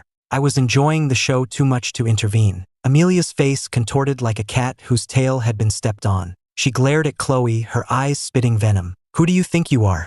What right do you have to interfere in my business with Ethan? What gives you the right?" Hearing this, Chloe didn't back down. Instead, she walked over to me and, as Amelia watched in stunned silence, leaned down and kissed me on the lips. Straightening up, she shot a sidelong glance at Amelia, her voice soft but firm. "As it happens, I'm Ethan's girlfriend, so I believe your questions are better directed at yourself." Amelia's eyes widened in disbelief. She felt like she was going to lose her mind. Ethan, he was cheating on her, right in front of her face. Burning with the shame of betrayal, Amelia turned to me, her eyes filled with a murderous rage. She demanded, her voice shaking with fury, "Ethan, don't you think you owe me an explanation? I found this amusing. And what exactly would you like me to explain, Miss Davenport? Stop playing dumb." Amelia pointed a trembling finger at Chloe. "What is going on with her?" Without a hint of guilt, I smiled and pulled Chloe onto my lap, wrapping an arm around her like a king with his queen. "As you can see," I said, "she's my girlfriend." I turned and planted a soft kiss on Chloe's cheek, then looked back at Amelia with a raised eyebrow. "Any other questions, Miss Davenport?" Amelia's face was a mask of pure rage. Ethan, if she's your girlfriend, then what am I? Your fiancé. You're nothing. And allow me to remind you, Miss Davenport, you are not my fiancé anymore. I shot her a contemptuous look. So, since we're both single, I'm just dating. Don't act like I'm the one who cheated on you. Amelia's face darkened. So you were just playing with me? I had let her pursue me, and she had thought it was because I still had feelings for her, that I was giving her a real chance. She had spent all this time enduring my moods, doing everything I asked. And all the while I had been with this actress, just leading her on. Ethan, you bastard. You scumbag. You've been playing me this whole time. She looked at me as if she wanted to tear me limb from limb. I met her gaze, enjoying the chaos, and asked, "You're only just now figuring that out? How slow?" After that final humiliation, it was no surprise that she couldn't stay a moment longer. Amelia stormed out, slamming the door behind her. In the CEO's office on the 33rd floor, Chloe and I were finally alone. The chair wasn't exactly built for two. Chloe had acted on impulse, putting on that display for Amelia's benefit. Now, in the cold, formal atmosphere of the office, it was just the two of us. Sitting so close to me, she suddenly seemed uncomfortable. She started to get up, flustered, but I gently pulled her back down onto my lap. I smiled. "Are you angry with me, Angel?" She whispered, "No," and as she instinctively turned her head, her lips brushed against mine. Chloe froze, clearly not expecting that to happen. She held her breath, completely still. With my lips still touching hers, I smiled. "Angel, what a wonderful accident, right? Don't be angry." Chloe looked away. "No, I've never been angry with you. I couldn't be." "Really?" I gently took her face in my hands and turned it toward me, making her meet my eyes. "You're really not angry that I didn't tell you who I was?" "I'm not angry," she answered in a low, firm voice. "I never asked." She looked me straight in the eye and said softly, "So you weren't hiding anything." A wave of pleasure washed over me. Even if she had been angry, I could have easily won her back, but that would have been far less interesting. This mutual understanding was much more satisfying. I gave her a soft kiss. "You're so good, Angel." Chloe resisted the urge to kiss me back, her mind clearly on something else. "That woman, Amelia, are we going to be okay?" Everyone said the Fiancés and the Davenports were a perfect match, that Ethan and Amelia were childhood sweethearts destined to be married. The look on Amelia's face when she left, "She's not going to let this go." Chloe didn't come from money. She didn't understand the feuds of the rich and powerful. But she was worried about me. "Don't worry, Angel. I knew what I was doing. I'm not afraid of Amelia or her family." To ease her worries, I explained a few things. In New York, in terms of power and wealth, the Davenports are nothing compared to the Fiancés. They owe much of their success to us. Taking them down might have been complicated, but now, there's someone inside their company, someone her grandfather would never suspect, who wants to see them fall even more than I do. With her help, it will be effortless. After I finished, Chloe pressed her lips together. "Good." She was relieved. I asked slowly, "Don't you hate Amelia? You know she's the one who did all those things to you, right?" "Hate? Not really." Love and hate were precious emotions, and she wouldn't waste them on someone as insignificant as Amelia. She was, however, curious about one thing. "Why did she target me?" I answered, enunciating each word. "Because of Julian Croft." Julian Croft? If her agent hadn't mentioned his name earlier, she wouldn't have even known who he was. And even then, it was just a name. Chloe said, "I don't know him." When she was a top star, she wouldn't have noticed a small-time actor like Julian. Later, after she was blacklisted and he became famous, she wasn't paying attention to the comings and goings of the industry. She had no idea why she had been targeted by Amelia over a man she didn't even know.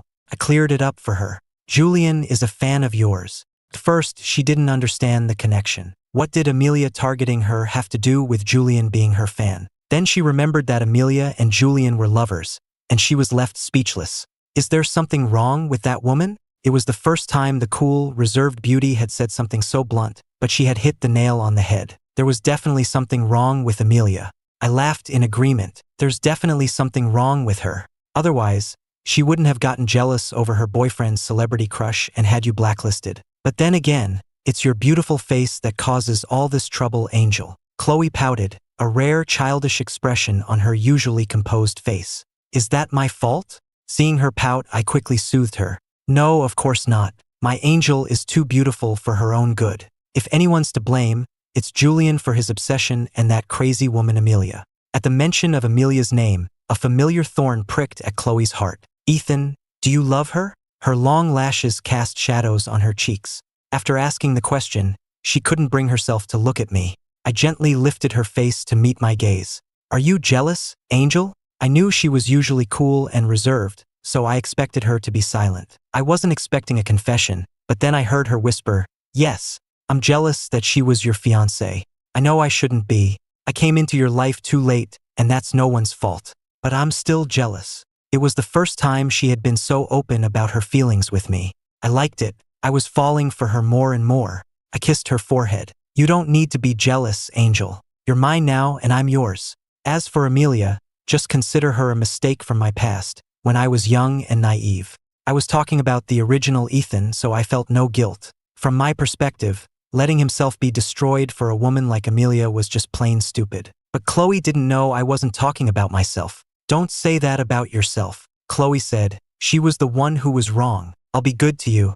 I won't be like her." I smiled. "Then I'll be looking forward to it." A short time later, the Davenport Corporation collapsed, declaring bankruptcy with shocking speed. Mr. Davenport Sr. had spent his entire life building his company, trying to elevate his family's name. He had schemed for years, even grooming his granddaughter from a young age to win the affection of the Vance heir.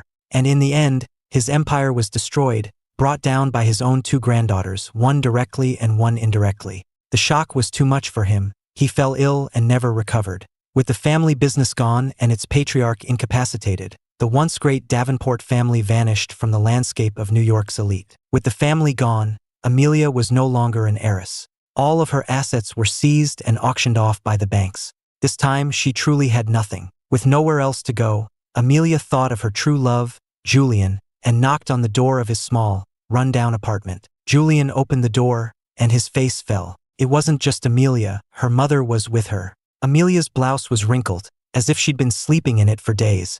Her eyes were bloodshot. She looked exactly like what she was, a fallen heiress. Her eyes, shadowed by her dark hair, were filled with a deep sadness as she looked at him. "Julian, you've heard what happened to my family, haven't you?" Julian pressed his lips together and nodded slowly. "Amelia, don't be sad. I know you'll get through this." Amelia gave a bitter smile. "Julian," she said slowly, "my mother and we have nowhere to go. Can we stay with you for a while?" For someone as proud as Amelia, saying those words, especially in front of the man she loved, was like breaking her own spirit, piece by painful piece. A flicker of hesitation crossed Julian's face.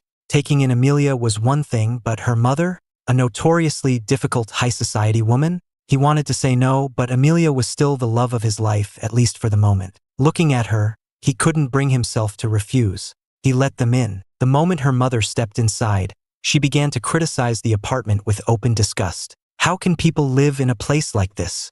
Our powder room is bigger than this entire apartment, and the floors are filthy. It looks like a garbage dump." Julian's face darkened. Was she implying he lived in a toilet? Her mother clearly hadn't adjusted to her new circumstances. She still acted like the lady of the manor, ordering Julian around, making him clean the entire apartment from top to bottom. Then, complaining that the guest room was too small, she demanded he give her the master bedroom. Exhausted and with an aching back, Julian lay on the small bed in the guest room, feeling utterly miserable. While her mother was ordering him around, Amelia hadn't said a word. It was only now that she came to him, hugging and kissing him, saying, "Julian, you've worked so hard. That's just how my mother is. Please don't mind her. Just try to be patient." Neither Amelia nor her mother seemed to have any awareness that they were imposing. In their minds, Julian was going to marry Amelia, which would make her mother his mother-in-law. And a son-in-law was expected to be patient with his mother-in-law. As she ordered him around, her mother thought to herself, "If our family hadn't gone bankrupt, if I had anywhere else to go, I would never accept this man as my son-in-law. Asterisk, it's his good fortune to be with my daughter. What's wrong with me giving him a few orders?" Asterisk, while Amelia and her mother saw this as perfectly normal, Julian was filled with a growing resentment. Who said he wanted to marry Amelia? Her family was bankrupt. He was young, handsome, and a rising star. He didn't have to tie his future to her. Amelia, proud and ambitious, was determined to restore her family's fortune. She convinced Julian to invest his life savings in a business venture, which promptly failed, losing everything he had. Not only did she have no intention of repaying him, she even asked for more, promising that this time, she would succeed. When it came to money, Julian's romantic illusions shattered. There was no way he was going to give her the last of his savings for another gamble. He tried to reason with her, even though he knew she wouldn't like it. Amelia, the Fiancés are determined to keep you down. They'll never let you succeed. Maybe you should just try to find a regular job. After a huge fight with Julian, Amelia seemed to give up on her dreams of rebuilding her family's empire and started looking for work. With her Ivy League finance degree, finding a good job in New York should have been easy. The Fiancés wouldn't go so far as to prevent her from getting any job at all. That would just create a scandal. But while her resume was impressive, she was only applying for CEO positions. What company was hiring a CEO through a public job posting? It was a joke. Predictably, she never heard back. The thought of starting at the bottom as a junior employee was unbearable to her. Her pride wouldn't allow her to work for someone else. And so, she remained unemployed, completely dependent on Julian. Julian was no longer a rising star. His career had stalled and he was back to taking bit parts, his income a fraction of what it once was.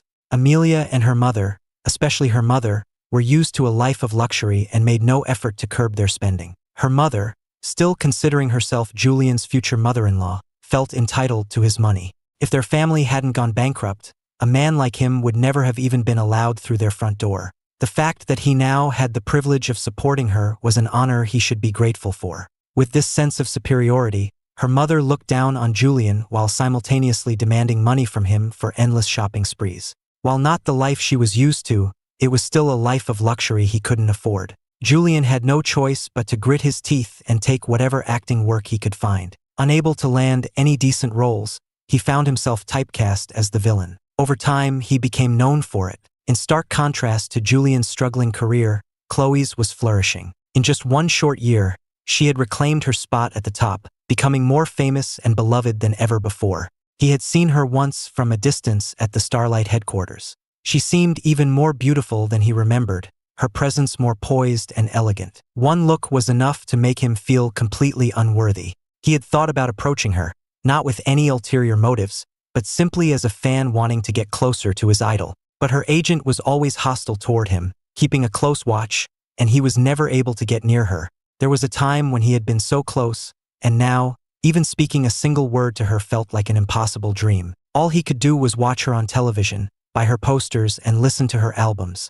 With Amelia and her mother living in his apartment, his fanboy activities did not go unnoticed. Even back when she was the powerful president of her family's company, Amelia had been jealous of his admiration for Chloe, even though it was just a fan's crush. Now, stripped of her status and wealth, seeing him bring home posters and albums of another woman was a sharp sting to her fragile pride. Julian, what is this? You're in love with her, aren't you? Just because my family is bankrupt and I have nothing, you're just going to leave me for someone else. Before, when she was jealous, she could have ruined Chloe's career with a single phone call. Now all she could do was scream, Julian, I'm telling you, it's useless. You think she made a comeback on her own? After I had her blacklisted? It's because she's sleeping with Ethan, my former fiancé. She now hated me with a passion, spitting out my name as if it were a curse. Julian was stunned into silence. If Chloe was the untouchable ideal in his heart, then I was, without a doubt, the man he despised most in the world. When he was Amelia's secret lover, I was her fiancé, forcing him into the shadows. And then I had single-handedly destroyed his career. So, to hear that the man he hated most was now involved with the woman he idolized, his perfect goddess, it was too much. He snapped. Impossible. You're lying. He shook his head, a hysterical edge to his voice. By now, Amelia and Julian were sick of the sight of each other. Seeing him like this didn't surprise her. After a moment of shock at his outburst, she sneered. Lying? I saw it with my own eyes. Your precious idol is all over him, fawning like a lovesick puppy. Julian's world was collapsing around him. He slapped Amelia across the face, screamed at her to get out, and then ran out of the apartment himself, his face buried in his hands. Once outside, he realized he had nowhere to go. He ended up in a bar, ordering the strongest drink on the menu and trying to drown his sorrows. The next morning, he woke up with a pounding hangover in a strange woman's bed. He felt like he'd been struck by lightning. The woman was in her 40s. She recognized him and cooed, I've had my eye on you for a long time. Don't worry, I'll take good care of you. Despite his fading fame, as a boy toy, Julian was still prime material, young, handsome, and fresh. The man I had watching them reported back to me with the whole story. The fight over Chloe, Julian storming out to a bar, and him being picked up by a wealthy, middle-aged woman who took him home. I later heard that he became the woman's secret lover for a while, all while still being entangled with Amelia. The woman treated him well enough. In exchange for his company, she gave him a generous allowance and even used her connections to get him a few roles. For a while, it seemed like his career was back on track. He was no longer stuck playing villains, and his popularity began to rise again. But the good times didn't last. His benefactor was married. Her husband found out, and without a second thought, he had Julian beaten senseless. Julian's budding comeback came to a screeching halt. The other man in an affair is never a sympathetic character. Amelia, of course, could not forgive his betrayal. She slapped him, her eyes bloodshot with rage, and screamed, "Julian, I gave up Ethan Vance for you, and this is how you repay me? You cheat on me with some old hag? Are you disgusting? If it weren't for you, I wouldn't be in this mess. If it weren't for you, I would be Mrs. Ethan Vance right now. The entire Vance fortune would have been mine. You deserve to die, Julian." At this point, Julian had little shame left. He was sick of Amelia and her constant demands for money. He shot back, his voice dripping with sarcasm. "For you, Amelia? You did it for yourself. You were the one who couldn't stand being second fiddle to Ethan Vance. You couldn't stand the thought of having to please him, but you couldn't defy your grandfather, so you used me. I was just your excuse, your true love, to justify your rebellion. And don't you dare blame me for your family's downfall. Your grandfather got greedy. He tried to use you to take over the Vance fortune, and they crushed him for it. Even without me, your family's dirty dealings would have caught up with them eventually. Shut up, shut up, shut up." Amelia lunged at him, her hands closing around his throat, her eyes wild with a crazed fury. Choking, his face turning purple, Julian's hand fumbled for something, anything, and he swung it with all his might, hitting her hard in the side of the head. A stream of dark red blood trickled down from her temple. Julian Croft, former B-list actor, was arrested for assault. Amelia Davenport, fallen heiress, was left in a coma. To save himself from being strangled, he had grabbed an ashtray and hit her over the head. Her mother, returning from a shopping trip, found her daughter lying unconscious in a pool of blood and immediately called the police. Julian was arrested on charges of assault with a deadly weapon. Amelia remained in a coma. Because he was already in the tabloids for the affair, the story blew up. Otherwise, a washed-up actor like him would never have made headlines again. After the fall of the Davenport Corporation, Jessica had changed her last name back to Reed. She was a business prodigy in her own right, and she had started her own successful company, which now did business with the Vance Corporation. I hadn't been paying much attention to them anymore. I heard the news from Jessica. I slowly swiveled in my chair and smiled. "Well then, congratulations on your revenge, Ms. Reed." After the bankruptcy, Mr. Davenport Sr.'s health had declined rapidly, and he passed away not long after. Amelia was still in a coma, and it was likely she would remain in a vegetative state for the rest of her life. Jessica hated the Davenports. I'm sure she was pleased with this outcome. Jessica smiled. "The feeling is mutual. The Davenports have been plotting against your family for over a decade. Amelia cheated on you while waving the banner of true love. Seeing them turn on each other like this, I imagine you must be quite satisfied, Mr. Vance." I smiled, stood, and shook her hand. "Indeed, the feeling is mutual." Just then, the door opened, and Chloe walked in. She saw me shaking hands with Jessica, and though she said nothing, her lips tightened, and a shadow crossed her eyes.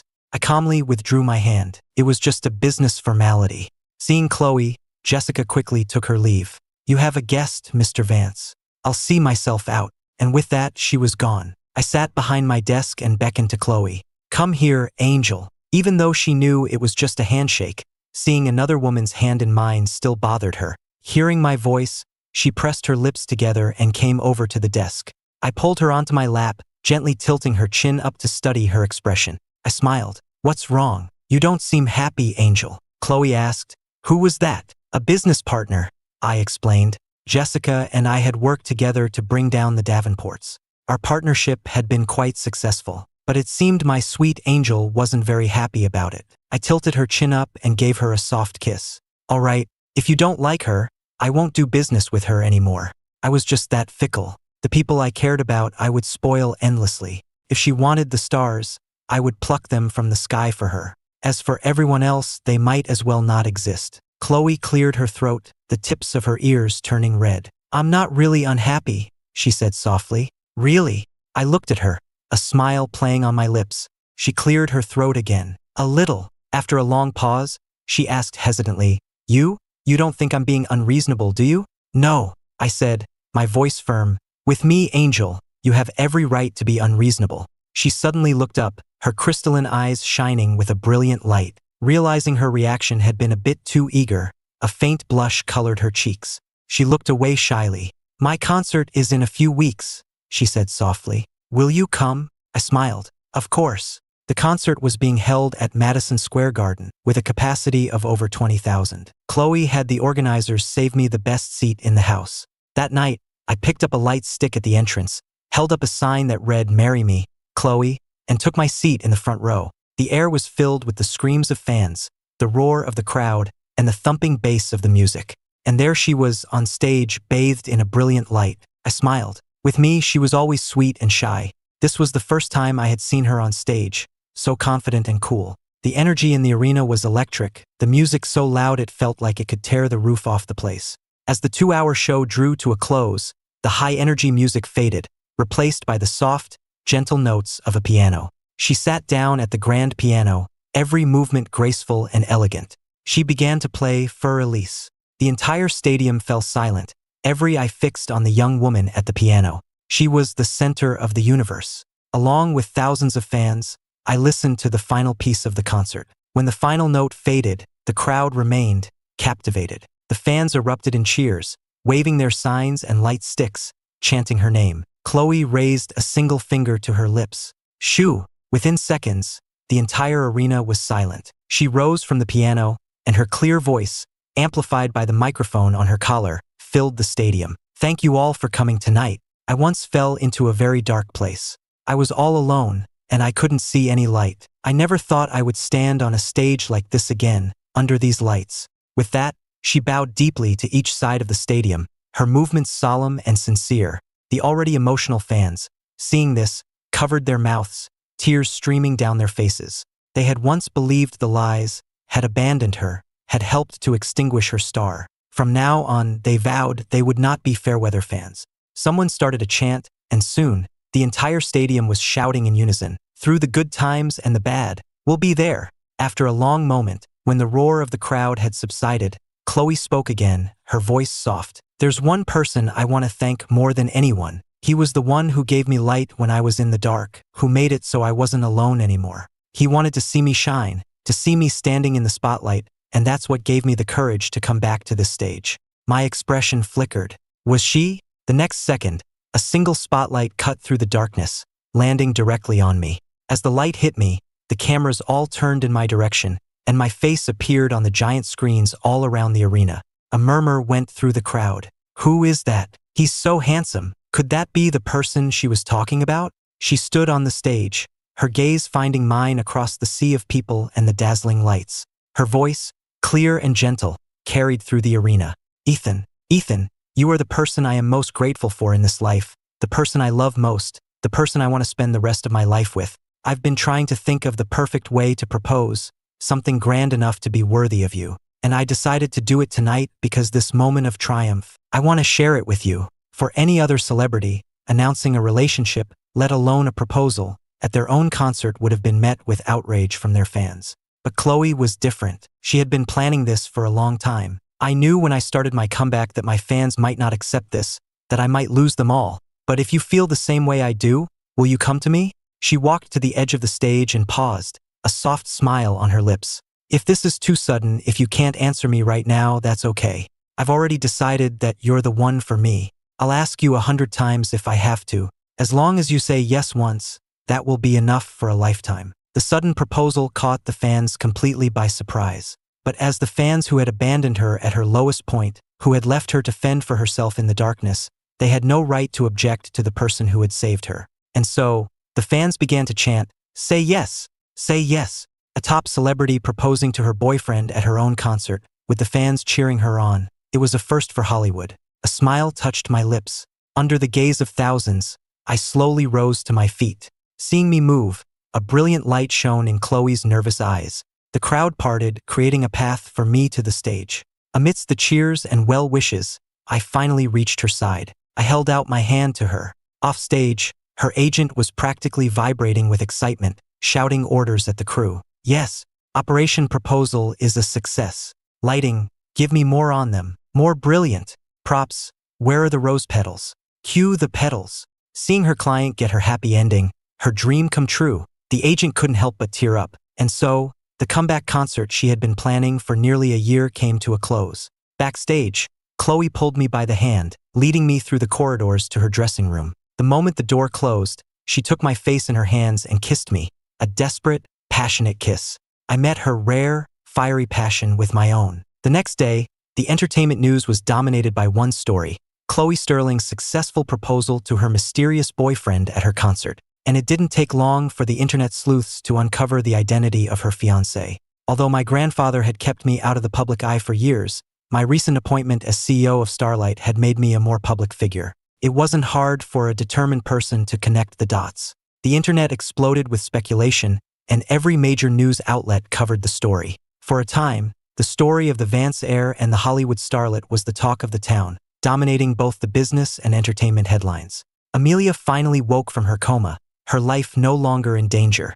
Julian, who had been in custody, was released. The charges dropped on grounds of self-defense. The moment he stepped out of the precinct, he overheard a group of teenagers talking on the street. "Did you guys see Chloe's concert last night?" "Yeah. She proposed to her boyfriend. I heard she planned it for months. It was so romantic. I mean, I don't want her to have a boyfriend, but she's finally found someone she likes. As long as she's happy, we should support her. Besides, the Vance heir is totally worthy of her." "Worthy?